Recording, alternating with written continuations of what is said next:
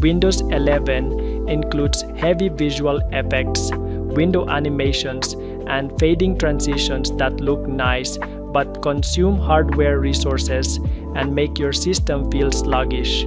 If you want an absolute snappy, instant response time when opening files and menus, you can disable these visual delays. Here is how to do it in seconds. Open your Start menu, click on the Settings gear icon, and click on the Accessibility tab located on the left-hand sidebar menu columns list. This opens the hidden dashboard controls for your system user interface animations. You will see two main switches here.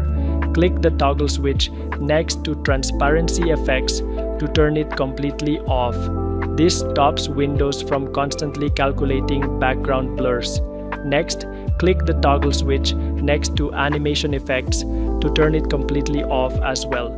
This instantly removes the slow sliding animations when minimizing or maximizing applications. Close the Settings app window layout, click around your desktop, and you will notice your system feels instantly faster and highly responsive.